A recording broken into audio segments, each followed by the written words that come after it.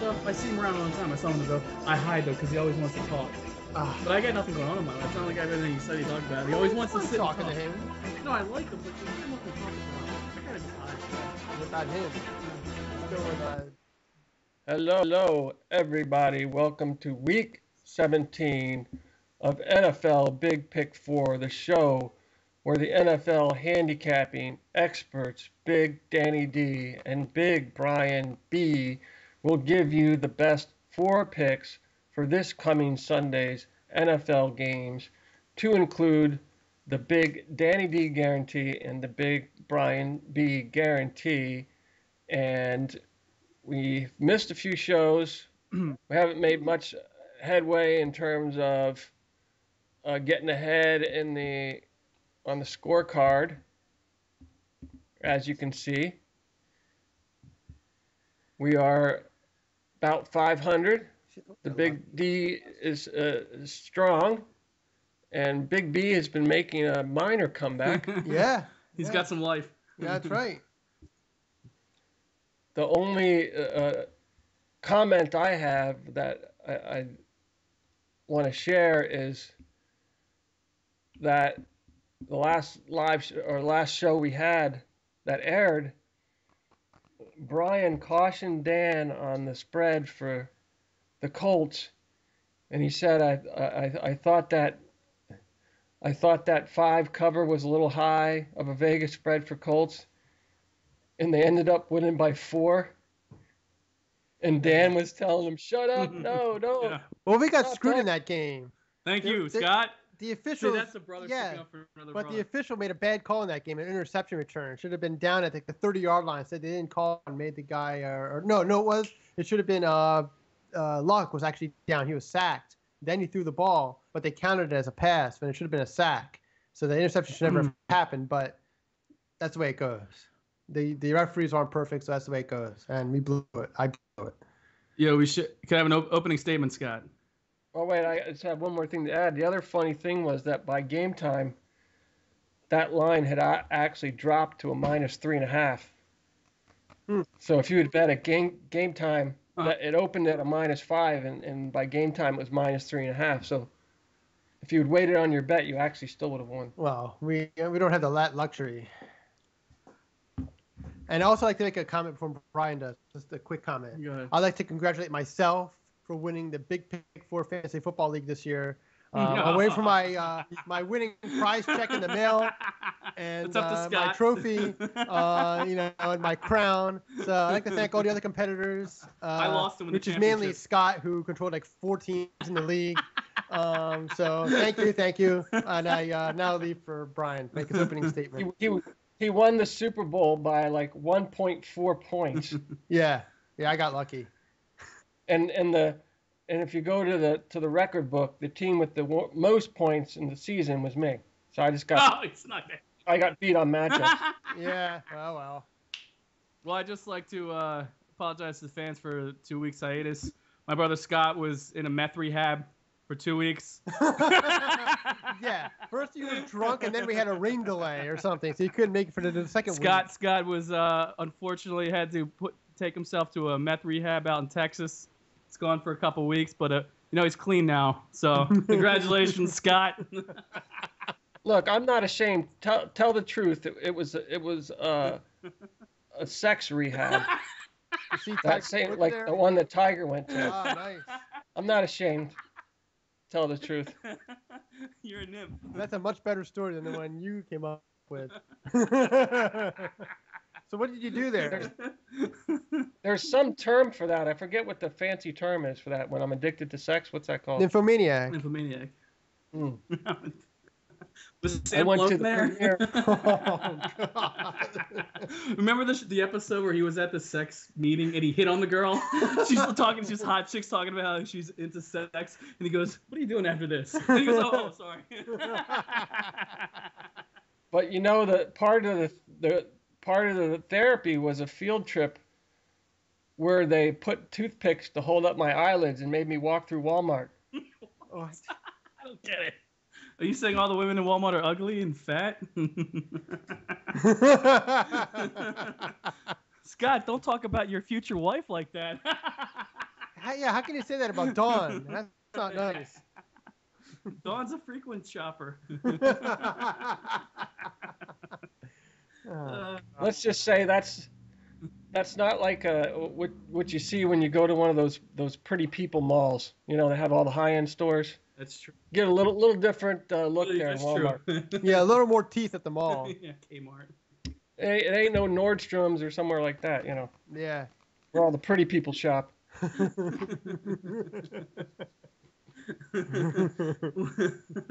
when Scott's desperate and he wants to go slumming, he hits the Walmart.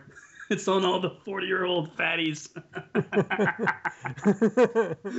What's that, please? Oh.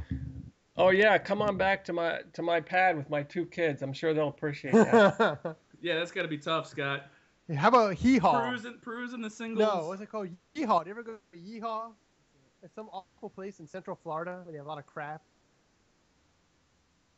No, I haven't been there yet. Maybe that's his next. Yeah, maybe. Visit. I forget whether it was Hee Haw or Yeehaw. I don't know. It's some cheap ripoff of South of the Border. So now, ladies and gentlemen, we will have the final regular season Badge of the Week, Mr. Dan. Well, we're gonna have 2. Well, we're gonna have 2 this week. Because Big Dan, I should say. we missed a couple of shows for various reasons. And we're gonna have 2 man violations too. Yeah. So, Tim Tebow and who else? that's right. I already guessed. Yeah, Tim Tebow's the first one for crying all week, and the other one is Jason Babin, who continues to run his mouth, even though his Philadelphia Eagles career is over, but he's still bitter about it for some reason, which I don't really understand because he's getting paid and he plays for other lousy teams. Eagles are much better than the Jaguars, so whatever. I think he's just standing up for his friend Jim Washington, but he's sort of the badge of the week. The real one is Tebow for again that he's not playing. I mean, if you can't beat out Mark Sanchez out the season he had, you mad. And Craig McElroy. If they have Greg McElroy out instead of you, understands that he's not gonna, he's not gonna go out there and win a game, especially at this point in the season. There's a chance their entire offense for him to play, and they're not gonna do that, So it doesn't make any sense. He's whining, and he knows he's gonna be out of town. He knows the general manager and/or Rex Ryan could also be out, so he just needs to shut up, sit in the corner like he has all season, and watch the Jets lose another game in Buffalo. He's ridiculous. He just needs to shut up. And Babin needs to shut up too. I mean, you can't keep ripping everybody. For like the last month, he's ripped into the Eagles. He's ripping the Eagles, the fans. It's like, come on, let it go. Why are you so bitter? Give me a break. You're a mercenary anyway. You just came here because you got the most money from the Eagles than anybody else.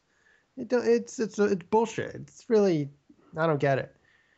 But anyway, those 2. Well, Tebow said they already got a job lined up for him next year. Tebow? Yeah. Yeah, he's gonna be in Jacksonville. Good luck down there. Yeah, right. But what does he care? But at least people might show up to see him there. But that team has to move. They need to get that team out of there. That's a terrible market.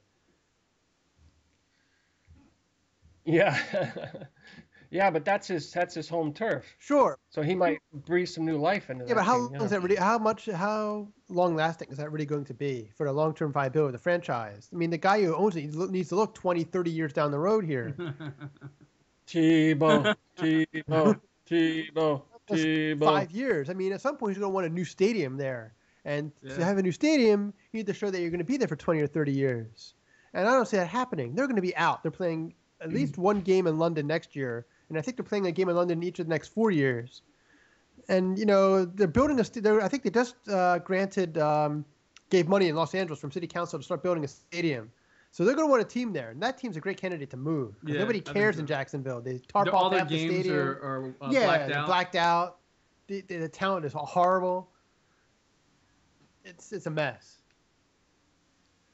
I think Pennsylvania needs another team. Where are you going to put them? The Youngstown Jaguars. Youngstown's in Ohio.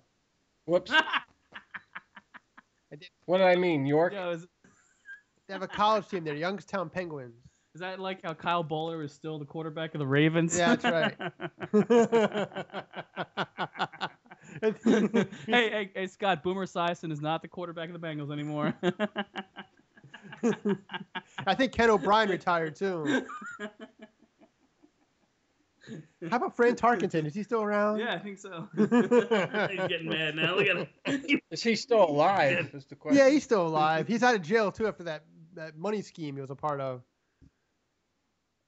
Wow. All right, ladies and gentlemen, there you have it. So all the candidates for the Badgie of the Year award are in, correct? I guess so. Yeah. What about the playoffs? Well, no, I don't know. Should we drag it on into the playoffs? I'm gonna do a man violation each week. I guess, but I think they need to be. Well, yeah, I think the playoffs should be included. Yeah. We could open that up. Yeah. Okay. Definitely. So let's have the Week 17 combined pick number 1, Big Danny D. I don't know which order you did this in when we gave you the picks. Doesn't matter. All right. Well, which one do you want? Oh yeah, I forgot. Oh yeah. Why don't you just take the first one? All right. First one is Chicago. I know. First one is Chicago -3 at Detroit. Chicago has to win this game to make the playoffs, otherwise they're out. I know there's some injured guys, but Detroit's pathetic. They lost to Arizona. They lost to Arizona. They've lost to everybody. They stink. Jim Schwartz should be fired. Their defense is terrible. Gunther Cunningham should be fired. The team gave up about 2 or 3 weeks ago, if not earlier than that. Calvin Johnson has this receiving record, but it's kind of empty because he gets all these receptions at the end of games when they're trying to come back and they stink. And I think John Gruden kind of hit that a little too hard during the broadcast last Saturday. But Detroit's done. They don't care. They have their bags packed, the boxes taped, and they're ready to go. So Chicago should win this game. It's only a 3-point spread. If Chicago embarrasses themselves, they deserve to lose, and they deserve not to make the playoffs because Detroit blows. And the other thing about Chicago, their defense scores touchdowns. I've never seen True, any defense but like that. I mean, I don't think Chicago's going to make it real far in the playoffs because they need to sustain offense because other teams can against you, because they're all good teams, not the Detroit and Detroit's of the world, and the Arizonas of the world, and the Tennessees of the world that they played. They have to win this game. Lovie Smith's job's probably on the line here. If he loses this game, he's probably out. That's the second year early would make the playoffs. Yeah. So, it's a 3-point game, and I think they can win, especially the way Detroit's played. And I like the spread. Spread's nice and low. They're a road favorite, but Detroit really, really stinks. They have nothing to play for. I don't think they care if Jim Schwartz gets fired. Well, his contract goes to 2015, so they said you can take that off the table. No, I don't know. They've been pretty awful. Who's going to buy out his contract? I don't see that happening. We'll eat it. They'll just eat it and tell him to take a hike, and then maybe hire a cheap young guy to replace him. Yeah. And they're going to hire Shula's son to replace him. Yeah, he did such a great job. He was terrible with the Bengals. I'm sure you remember those days. Oh God. No. So I mean that's a legitimate pick. Chicago over Detroit. And let's move on to the second combined pick. Big Brian B. Second combined pick for the final regular season game is Green Bay at Minnesota. We're going to take Green Bay -3. Green Bay also has something to play for. I think the second seed, right? Yep. If they win, they get the second seed. If they win, they get a second seed. I think Minnesota's a one-trick pony. All they have is Adrian Peterson. I think if you put 8 guys in the box, I don't trust Christian Ponder. I don't think he's a very good quarterback. They've put 8 guys in the box, and Peterson's still gotten his yards. But Ponder's weaknesses come out in the red zone. Yeah. In the red zone, if they can't pound Peterson in there, he can't make those throws to get those touchdowns. Yeah. He doesn't. His arm is. He doesn't have a strong arm. It's no, average. He doesn't. He has an average NFL arm. Remember that game they played last time against Green Bay? Peterson ran for 200 yards, but they lost. They still lost because they couldn't score enough. And I think Minnesota's defense is average. They're adequate, but I still think Green Bay, the way Aaron Rodgers has been playing really well lately, the last 4 or 5 games, he's been playing lights out. He's been getting 300 yards a game. I think he's going to throw all over Minnesota, especially indoors. I think Green Bay is a team that's built for an indoor stadium. The way they have like 3 or 4 wide receivers that are going to, get you, at least 50, 60 yards a game, at least 4 or 5 catches. I like the guy that I should win surprise player. I don't know if there's an award for surprise player of the year, but no. Cobb. That guy has come from nowhere. James Jones? He has 12 good, touchdowns. But he was good last year, though. People knew who he was. That Cobb guy is impressive. He's got great hands. He's fast. Yeah. Like, in traffic, he makes moves. He's hard to bring down. Sure. For all those reasons, I would take Green Bay at Minnesota -3. I think they could win by 10. I think they could win 24-14, 27-17. Well, let's not forget, unlike Detroit, Minnesota has something to play for. Yeah, I think if they win, they're in. That's true. That's Right. true. But so does Green Bay. Yeah, that's what makes That's this a game big hard. deal to have a whole week off. I think that's a huge deal. I don't think it's as big a deal as it used to be. You get rest your players. I understand, but there's been several teams over the past few years. Like But they get hot at the right time. I know, but they win those games. So, But I mean, who has gotten hot right now? Who's I hot know. right I'm now? just saying. Except the that- Redskins, maybe. Redskins. The are Redskins, one. maybe. I don't know. You never know. I'm just saying. I don't think it means as much as it used to. I mean, I would teams still prefer to have it. But it's not like the Green Bay is going to say, "I don't want it," and let's not try. Sure, but it's not. But it's You not know the. what I'm saying? But it's not the be all end all. I don't think you would count Green Bay out of the chance to go to the Super Bowl, even if they play that first week. But you're arguing with me. The point is they have something to play for. Sure, yes. Green they Bay have has a lot to play for. They want to play for the second seed. Definitely. That's what makes it much different than that Chicago game. Detroit has nothing to play for. Yeah. They're playing to go home. Oh, and as always, ladies and gentlemen, a word from the Big Pick 4 Week 17 sponsor. What? No, I'm doing Nothing. a puppet. Like I'm doing like I'm a hand. Oh.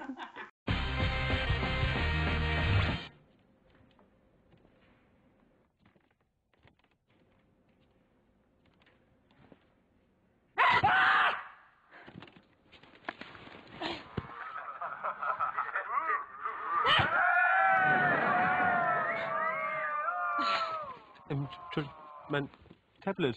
What happened last week? Denver was up by a lot. Then And we are back. Cleveland scored a touchdown with like 3 minutes So left. yes, For the I always say that's second. garbage time. Yeah, especially a line that big. Big Pick 4 Week 17. I'm gonna bring up garbage time. And moving on now to the guaranteed picks. With your first guaranteed pick from the man who is now, what, 11-5? That's right. That's right. 11-5. Look how excited he is about it. He's yawning into the microphone. 11-5. 11 out of 16. All right. This could put you over the top big time here. Let's have it. Big Danny D. All right. My big D guarantee this week is Washington -3 over Dallas. The game is in Washington on Sunday night. This game is for the NFC East title. I believe Washington will win by more than 3 points. In the last 2 or 3 games in which Dallas has played the last game of the season for a chance to win the NFC East title, they have gotten destroyed by the Eagles and Giants. I mean, they've just been completely mutilated in these games. It's like 85-12 or something. I forget what the combined scores were, but they've just gotten completely blown out. They're on the road, which I think doesn't favor them. It's going to be outside. It's going to be cold, which doesn't favor them. Their running game is subpar, which I think you need a decent running game in those kind of conditions. It might be windy. I really don't like Dallas at all. I think Romo caves in under pressure. They lost last week a game against the Saints. They should have won easily because the Saints stink. I mean, they might finish 500, but if you're going to be a playoff team, you have to beat the Saints. I'm sorry. And that was a bad performance. I don't care what anybody says. I think Jason Garrett's on the hot seat. If they lose and lose by a lot, he's going to be out. So they have a lot of pressure on them, and they usually fold under pressure. I like the way Washington's playing. It was fascinating to watch Griffin play a much more controlled game this past week because of his injury against Philadelphia, and he was extremely efficient. He can play either way. Good word. He can play either the scrambling game or he can play the in the pocket Yeah, that game. throw he made a touchdown. It was like beautiful. to Santana Moss. I mean, he's the guy. That's how good this guy can be. That he can play the game either way. And eventually, I guess he's going to be a pocket passer who eventually will run when he wants to. I think what's underrated too about so- the Redskins is defense has improved. Defense is 4 or better, 5 games. but Dallas defense is terrible, and I just don't think they're going to play on the road. I really see Washington win this game by 10. You know, they blew them out in Dallas. They scored 20 points in the second quarter. I think they have Dallas's number. Dallas again doesn't play well in these games, and I see Washington winning it. They've been the hot team ever since Shanahan kind of threw the whole team under the bus. So I see it as a Washington win. Yeah, I mean, you stated that when Shanahan said he was basically doing a second preseason, I mean, that you threw them under the bus. They were done. Yeah. In your mind. Yeah, he won Badger of the Week for that because I thought it was so That's right. ridiculous that you can't do that as a coach. Do it to your team, but it worked. I mean, he got lucky that it worked. I think if it didn't work, he would be fired because I think the ownership wouldn't be too happy with him. But it worked. They responded. They've won 6 in a row, I think. And now they have a chance to win a division at home. I mean, you can't ask for much more than that. They haven't had a playoff game at home since 1999. So they have a lot to play for here. And But what's the other scenario if Dallas wins? What's Dallas that do wins to the the playoff? East, and then it depends on a lot of other games. If Green Bay wins, and if Detroit wins, then I think the Redskins would still make the playoffs. But Dallas controls their own destiny, Yeah, right? if Dallas loses, they're out, I believe. But is it winning in? That's The what I'm East, saying. yeah, they win. Yeah, the for the East. But if Dallas loses, Yeah, they're out. in the East. Washington, they might be able to lose and still make it if Chicago and Minnesota both lose, they would make it ahead of them. So if they both lose during the day, they would be in anyway, and the game would have a little less significance for them. But still, they'd rather win the division and have a home game instead of have to go on the road in the first round. I love the scenario for the Giants to make the playoffs. Mhm. It's like if these 10 teams win and the cow jumps over the moon, Yeah. then you would get the wild card, right? And Brian stops drinking. And Yeah. back and loses 40 pounds. If Brian becomes a vegetarian, And Brian gets laid. You can't steal mine. Well, That's against the rules, my friend. but yeah, It's a the man Giants violation. have no shot. They're pathetic. they do if they win. They actually, but it's like two teams that are fighting for their playoff lives have to lose. I think Dallas would have to win. Minnesota would I have think to. that's it. Minnesota and, as I said, Chicago, I would think. have to lose for them to make the play. Yeah. Wow. You want to take action on that? No. Might as well take action on my big B. Yeah, right. It's like his big B finishing 500 in the regular season. Want to take that bet? Wow. Big B, would this get you to 500 if you get this pick? No. No, he's 6-9, 6-9-1. He can't make it. that's one. Speaking of that, Speaking. let's have the Big B guarantee. Like I just said a couple seconds ago, I'm taking a mulligan this year for all my viewers. And next year and the year after that. Fuck you. Watch it. Me and my brother can fire you. We have the power, right, Yeah, Scott? everything's in my house. I control everything. All right. The Big B for Week 17. The spread. Denver. It's Kansas City at Denver. Denver is favored by 16. I know Denver's playing really well and they got Peyton Manning, but I just think 16 is a huge spread. I think Kansas City's going to cover. I see maybe the Broncos up by 17 with 4 or 5 minutes to go, and Kansas City getting a garbage touchdown or even a garbage field goal. I think Denver's gonna be up, and they're probably with 4 or 5, maybe 6 minutes to go. They're gonna sit Peyton Manning. Dan doesn't like the word garbage touchdown, but I think it could happen. Yeah. I just don't think. I think Denver, once they get up enough, I think they're gonna kind of take the foot off the pedal. I just don't see them covering. I've never seen 16 ever. Since I've been doing this show. I just think that's way too high. I think Kansas City and Jamal Charles is an all-pro running back. San Francisco is favored by 16.5 over Arizona this week. So two really the biggest ones I've seen. Yeah. And Jamal Charles is one of those guys, I mean, Dan knows, it could break a long one, could change the whole dynamics of the game. But he broke a long one against Cleveland. Right. They scored the first play, and then that was it. They got blown out. But I'm saying, like, it could be... No, but you can have a game where it's like 24-6, and then you score a late field goal, and it's 24-9, and they don't cover. Right. Because it's only 15. Right. So I just think that's a really Or big say spread. it's 24-3, and they score a late touchdown. It's 24-10. This is one of those things that's strange because usually me and Dan do analysis to say we're confident. We're like, all right, Kansas City's got this, and this. This isn't one of those situations, right, Dan? No. This is just a pure 16. I think Vegas is smoking some crack. I just think it's a way too high spread. If this was, I mean, I've never seen a line like this. Well, what's it called? Denver has won 9 straight. I understand that. I mean, Peyton Manning's playing great, but still, it's a high spread. That is high. It's not like and they're it's 10. divisional opponents. They know each other. Dan Yeah, doesn't like this and they one, so- know that Kansas City blows. Right, but I I still reading think it's- game film. They know each other's I know. tendencies. But it's Dan not doesn't even like, that. I think it's more of a scenario where they could be up like 27-6, That kind of game. It's like 3 minutes left in the game. Yeah. They score a late touchdown. Yeah. That doesn't matter. Yeah, Jamal Charles can break one and easy. that kind of thing happens. That's Jamal what happened Charles- last week against Cleveland. Yeah. They were up by a lot. The last like 2 or 3 minutes of the game, Cleveland scored a late touchdown to make it a little closer. But obviously, they're still going to lose. They're still down by multiple scores. So that's the kind of thing that could happen here. So there you have it, folks. Well, it's a scary spread, and it looks like a Vegas trick line. But when you break it down, what Vegas is saying is that Denver wouldn't lay down on a 2 touchdown lead, because like you say, they get one lucky touchdown, an onside kick, and now we're in overtime. But they're not. But they say we're not going to go the whole field goal. In addition to that, so we tagged the 2 points on it, right? Yeah. Because Denver would not be laying down on a 14-point lead late in the game. They No, wouldn't. but my point is, You don't know what's gonna happen. point is that Jamal Charles is the type of back who can break a late one.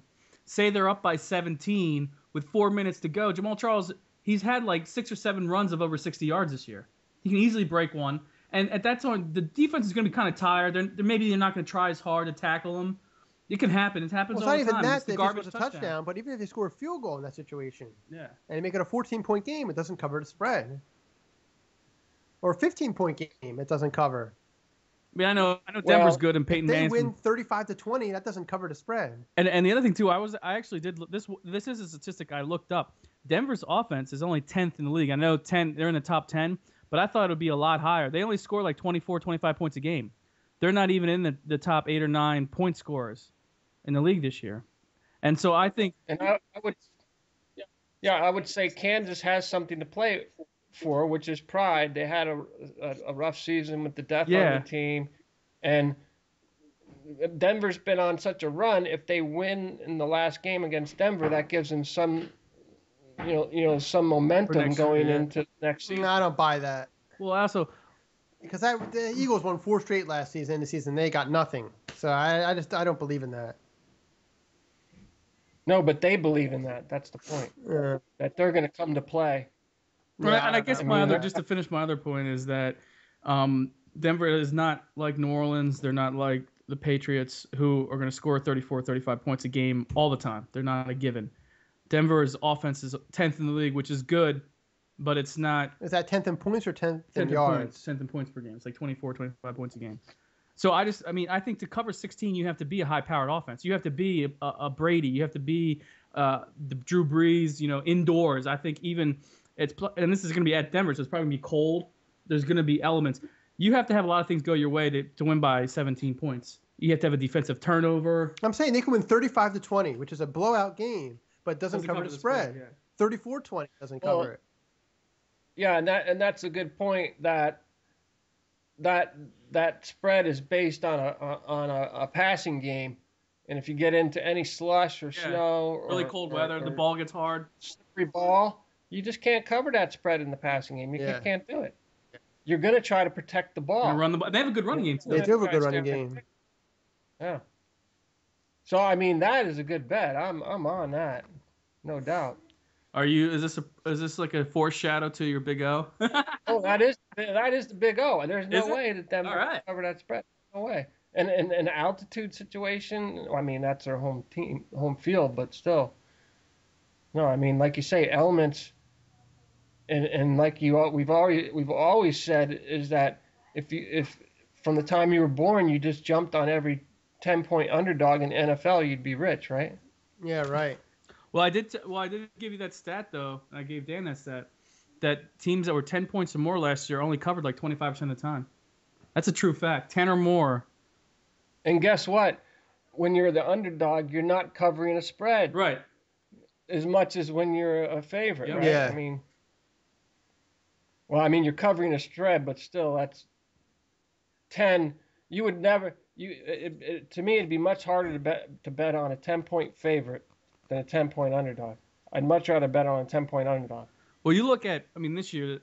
I think this wasn't a recent stat I looked up, but I think it might have been a couple, maybe 2-3 weeks ago. The Patriots have had consistent high spreads, and I actually looked at their record against the spread this year. It's only like 8-6-1 or something like that. which is barely above 500. They were favored by 14.5, I think, against Jacksonville last week, and that didn't turn out too well for them. Yeah, I mean 8-6-1 that's not a they great won record. by 11, I think. Yeah, and the amazing thing is the one part year. of it is the spreads they put on them, though. You're right. The sometimes they put spreads are just ridiculous. Yeah. On these teams. I mean, I know the one year the amazing thing was the one year the Colts when they went to the Super Bowl, but they lost to New Orleans. They were like 13-2 or something against the spread, and every spread was like 10 points. I mean, that was the most amazing Vegas year I've ever seen. That's pretty incredible. I couldn't believe it. Like they were literally like 13-2-1 or something, and every spread was like 7, 8, 9, 10 points. But that's never gonna happen again, I don't think. I mean, they just had a high-powered indoor. I mean, they had. I think it would happen with a team that no one expects to win, if they continue to win through a season. You know what I mean? Like if a team that somehow comes out middle like wins starts out wins like 11 or 12 point games, spread, like their first 5 or 6 games are 1 or 2 point spreads. Yeah, that kind of thing. So there you have it. The 4 picks are in. And let's have the Week 17 man violation. Well, folks, this year, I mean, not this year, this week, we're going to have 2. We've missed the last couple weeks because my brother was in a meth clinic. So to make up for that, I'm going to have 2 man violations. The first man violation was brought about last week. I went to happy hour with some coworkers. And I actually, hey, bro, you got a brewski? We're going to do a cheers. I need a new one. Well, you can still cheers though. I'm gonna cheers to Brian McGovern. Okay, we were at the bar. A lawyer at my law firm was about to leave. He had to go to another thing, and another coworker brought everybody rounds. But Brian McGovern was leaving, so I used peer pressure, and I said, "Well, Brian, if you leave and don't drink your beer, that's alcohol abuse, and I'm gonna put you on the show as a man violation." But to Brian McGovern's credit, he chugged it before he went. Scott, cheers to that. Cheers to Brian McGovern. Yes. So my man violation is alcohol abuse. It's when you leave an empty, even if it's half empty, you have to finish that beer or even whatever hard liquor you have. If you're a man, you chug it. Even if you have to go, if your wife is dragging you by your hair or Scott's ponytail, you know. Well, I don't have any hair, but if you drag him by Scott's ponytail, you got to finish that beer. So that's man violation number 1. Second man violation is any guy who watches soap operas. I don't care how good it is. General Hospital, Days of Our Lives. If you're like religiously into it and you know that Chuck just killed Marcy and Marcy has a twin sister that has 3 arms. Who's pregnant with Chuck's baby.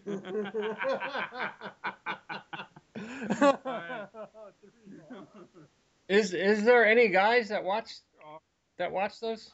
Yes, there has to be some guys that like guys on welfare who have nothing to do during the day. Well, they really don't run too many soap operas anymore. They kind of eliminated They them. still have But, General Hospital's still there's running. still a couple of them. I don't know what they Days are. of Our Lives is still running. I don't know. So you have our 2 man violations. Well, you know, I have to call another man violation. Call man violation on The Price is Right because they have a male model now on the show. Male? What do you mean male model? A male instead of Like a he woman. points. Yeah. Oh, Dan, I asked you to add one. I asked you to add one earlier. I You just forgot? remembered now. Yeah. All right, that's a good one. We're gonna have 3.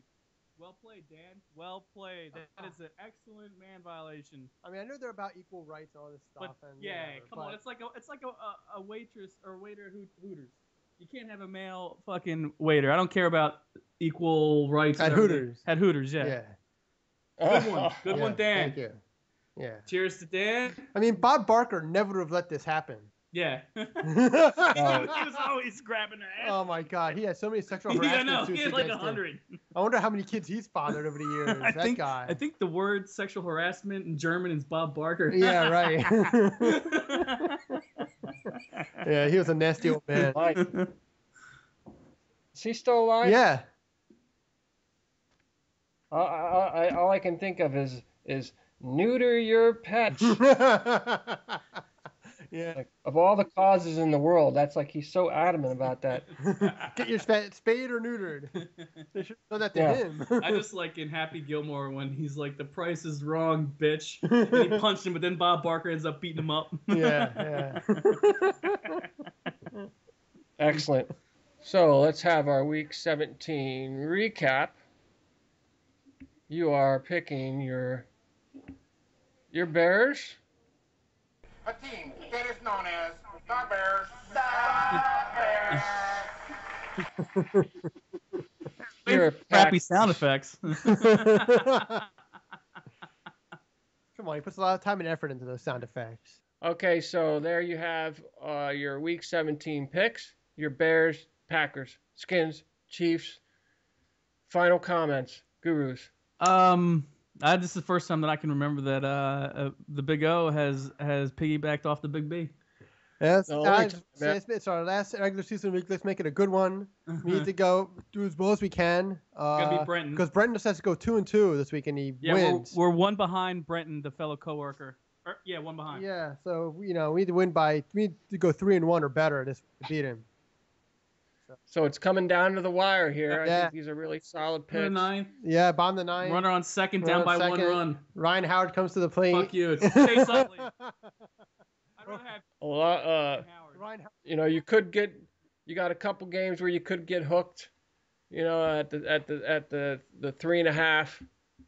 You know, that'd be a bummer, you know, but hopefully those covers, those point spreads will be greater than 3. So, ladies and gentlemen, as always, Wait, we got to make an announcement. Wait, we have an announcement to make that we're gonna do playoff shows because we've never done playoff shows before. That's right. Stay tuned. Stay for the playoff tuned shows. next Friday. Clock. So as always, ladies and gentlemen, take these bets. You're guaranteed to make money. It wouldn't take much effort for you to return every single Christmas gift that you received. And pawn them. Place all that money on bets, Pawn all your Christmas gifts. and then when you win it back, and when you win it all back and then some, you just simply go out and rebuy all the gifts. As if nothing ever happened.